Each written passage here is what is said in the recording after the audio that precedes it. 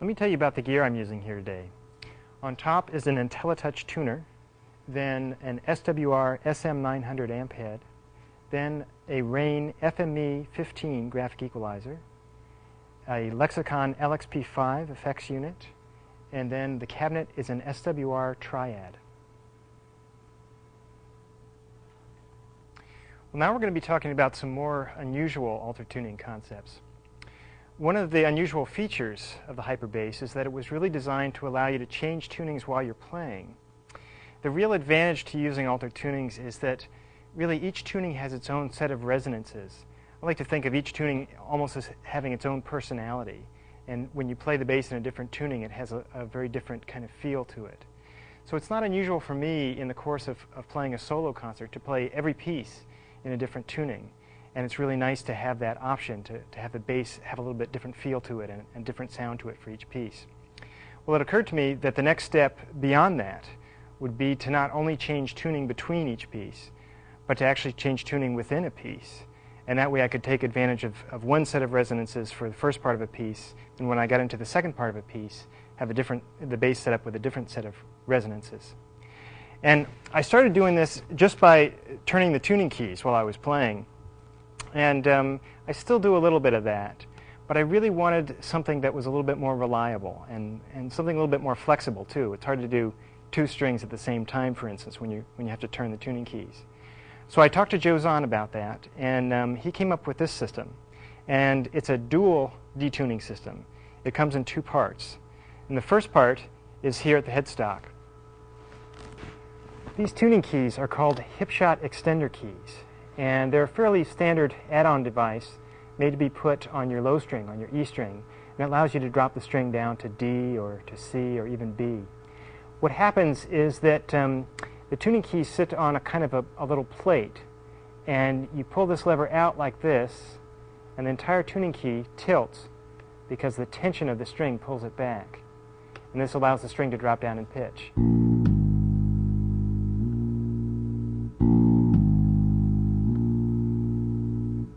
You set how far down you want the string to go in pitch with this little set screw here. If I pull it out, the string will drop down further in pitch. And then you can fine-tune it. These are two right-handed extender keys and two left-handed extender keys. So I have one on each string here, and this allows me to detune each string separately here at the headstock.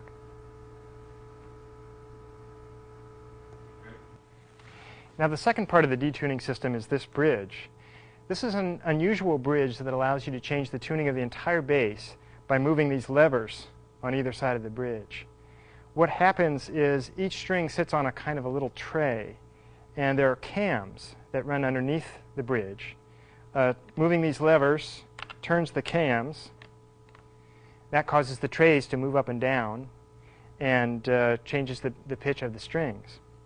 Now the bridge is designed to give you three different tunings of the entire bass. You have a high tuning, a medium tuning, and a low tuning. But of course the combination with the bridge and extender keys at the headstock gives you an awful lot of choices.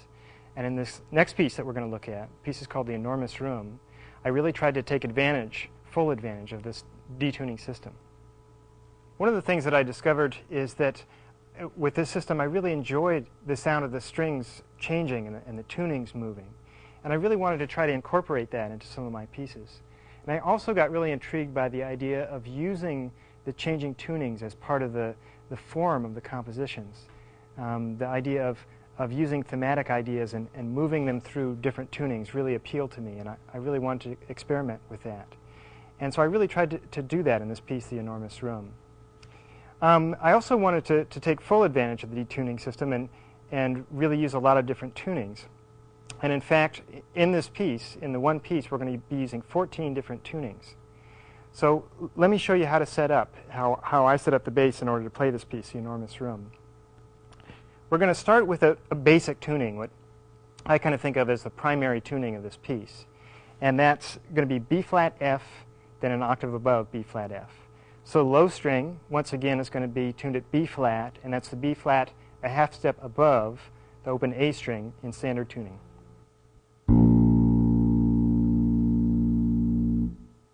Next step, next string is going to be F at fifth above the low string.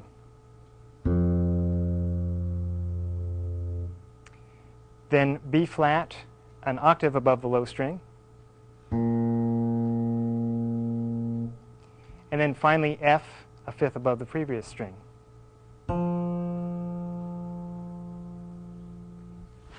Okay, next we'll set the intervals for the extender keys. On the low string, we're going to set that one to go all the way down to F, so that's a fourth down.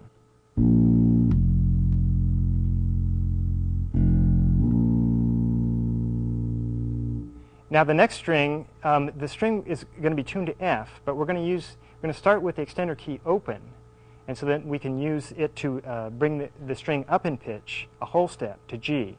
So we're starting at F, and the extender key is open. Now we're going to close it, and we get G.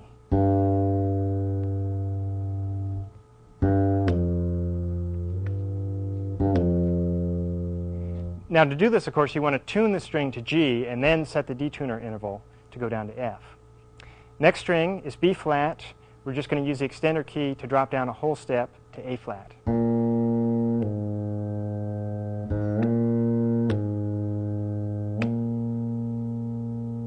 And the high string starts at F, and we're going to use that extender key to drop down also a whole step to E flat.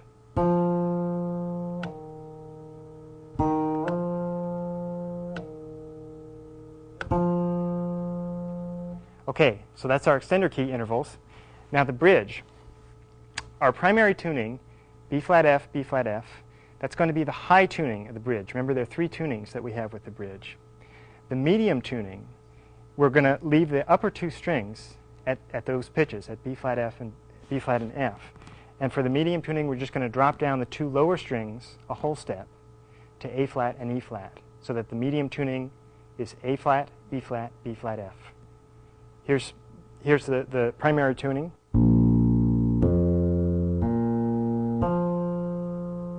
And the medium tuning.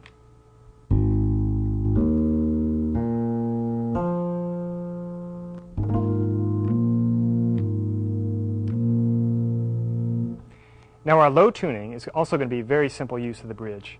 We're just going to drop down all four strings a whole step. So we get A flat, E flat, A flat, E flat.